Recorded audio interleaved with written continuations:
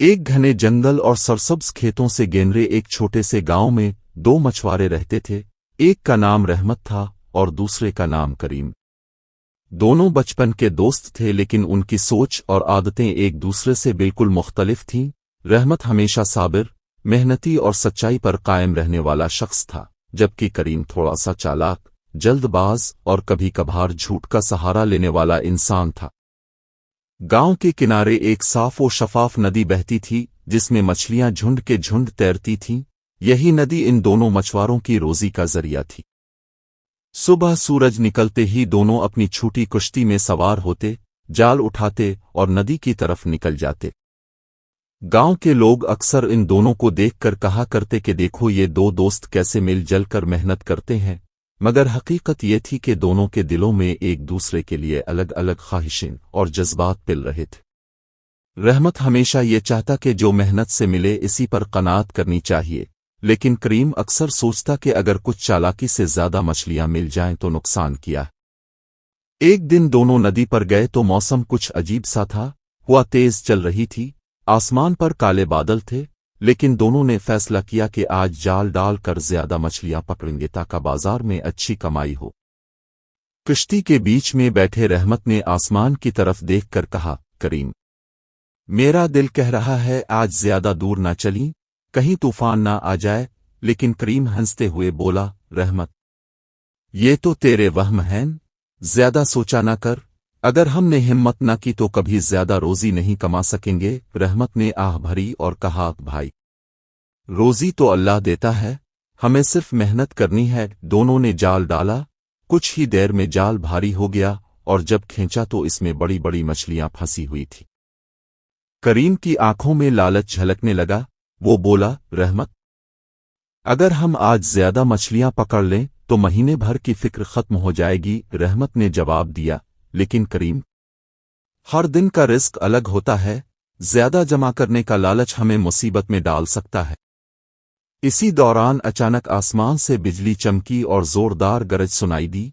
नदी में लहरें तेज हो गईं, कुश्ती हिचकोले खाने लगी। रहमत ने कहा, मैंने कहा था ना करीम, ज्यादा आगे मत बढ़ो, देख तूफान आ गया। लेकिन करीम ने इसे डांटते हुए कहा, डरपोक मत बन, यही मौका है कि हम और आगे जाकर ज्यादा मछलियां पकड़ें। इसी कश्मकश में कश्ती एक बड़े भंवर में फंसने लगी। दोनों ने जोर लगाकर चप्पू चलाए, लेकिन पानी की तेज लहरें कश्ती को घसीटकर नदी के बीच ले गईं। दोनों के दिल में खौफ पैदा हुआ। रहमत दुआ पढ़ने लगा और अल्लाह से मदद मांगने लगा, जबकि करीम अभी भी जाल को पकड़े अपनी मछलियां बचाने की फिक्र कर रहा था। कुछ देर बाद कश्ती भंवर से निकल तो गई, लेकिन थकी हुई और पानी से आधी भरी हुई। दोनों किनारे की तरफ बढ़ने लगे। रास्ते में उन्हें एक और कश्ती मिली, जिसमें कुछ और मछुआरे बैठे थे। वो मछुआरे जोर से आवाज देकर कहने लगे, अरे भाइयों, तुम इस तरफ क्यों आए हो?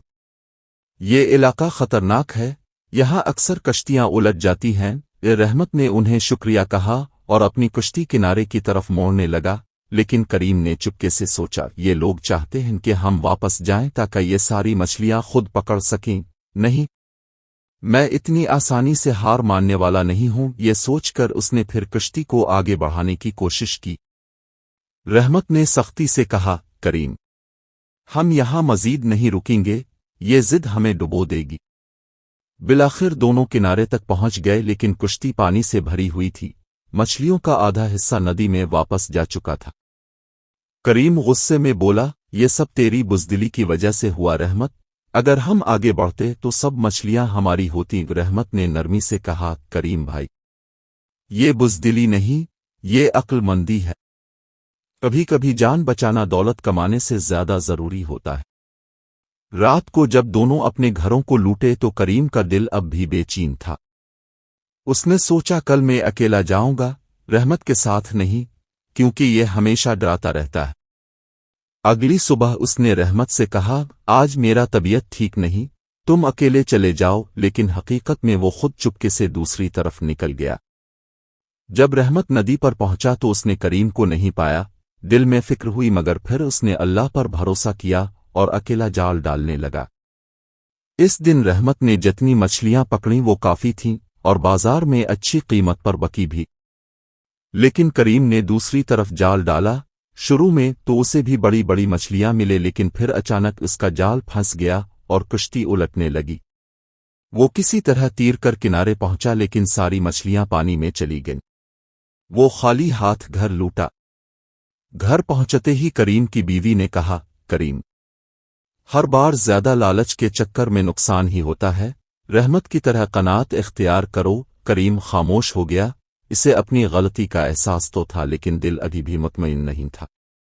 ناظرین، یہاں کہانی کا پہلا باب ختم ہوتا ہے، لیکن اصل سبق یہ ہے کہ محنت اور قناعت ہمیشہ سکون دیتی ہے، جبکہ لالچ انسان کو نقصان میں ڈال دیتی ہے۔ اگر آپ کو یہ کہانی اچھی لگ رہی ہے تو ہمارے چینل کو ضرور سبسکرائب کریں تاکہ ایسی مزید دلچسپ اور سبق آموز کہانیاں اب تک پہنچتی رہیں۔